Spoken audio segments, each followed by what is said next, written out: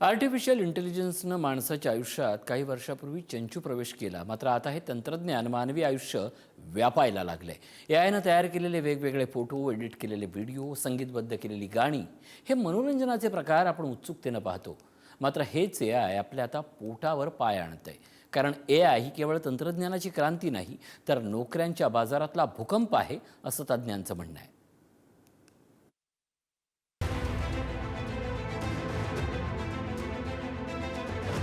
Artificial intelligence अर्थात एआयमुळे जगभरात अनेक नोकऱ्यांवर गदा येणार आहे. वर्ल्ड इकॉनॉमिक फोरमच्या फ्युचर जॉब्स रिपोर्टनुसार 2030 पर्यंत जगभरात तब्बल 9 कोटी 20 लाख नोकऱ्या संपुष्टात येणार आहेत. ही भीती फक्त भारतातच आहे असं नाही, तर जगभरात याचं लोण पसरायला लागलं. मोठ्या कंपन्यांमधनं नोकर कपात मोठ्या प्रमाणात व्हायला लागलेली आपण पाहतोय.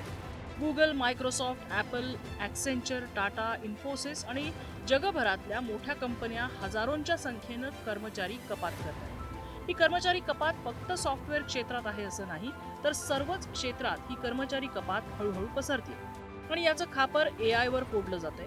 ते खरं सुद्धा आहे, कारण आपण यातलं थोडंसं गणित समजावून घेऊया. आज जे काम 100 लोक करतात तेच काम एआयच्या मदतीनं 59 जणांना करणं शक्य आहे.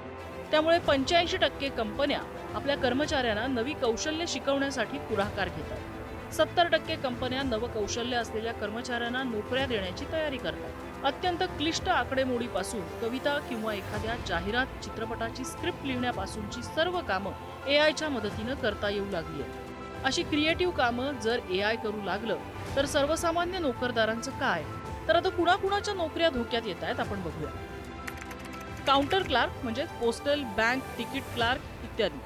विक्री व्यवस्थापक, सेल्समन, डेटा एंट्री ऑपरेटर, दुभाषी किंवा अनुवादक, जनसंपर्क तज्ज्ञ, तांत्रिक लेखक, कॉपीरायटर, पॅरालिगल, बाजार संशोधक, data scientist, database architect, travel agent, accountant, design printing संबंधित कर्मचारी, सॉफ्टवेअर डेव्हलपर, एडिटर्स, खाजगी गुप्तहेर, सुपरवायझर्स, रिअल इस्टेट ब्रोकर, वृत्त विश्लेषक, बातमीदार, पत्रकार.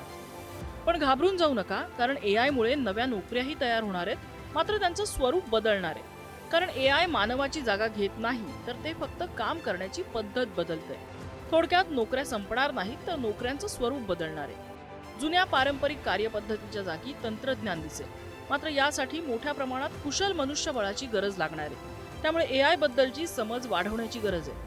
तर कोणत्या कौशल्यांना मोठी मागणी असेल तेही बघूया. Artificial intelligence, big data, cyber security, networking आणि तंत्रज्ञान, शिक्षक, परिचारिका, थेरपिस्ट, शारीरिक श्रम असणारी कामं, कलाकार आणि इतर काही गोष्टी आहेत ज्या एआयच्या मदतीनं होऊ शकणार नाही. थोडक्यात नोकऱ्यांच्या बाजारात मोठी ढवळाढवळ होणार हे निश्चित. त्यामुळे नव्या मंथनात टिकून राहण्यासाठी स्वतःला सतत अपडेट ठेवणं आणि काळाच्या मागणीनुसार नवी कौशल्य शिकणं हे अपरिहार्य आहे. ब्युरो रिपोर्ट, पुढारी न्यूज.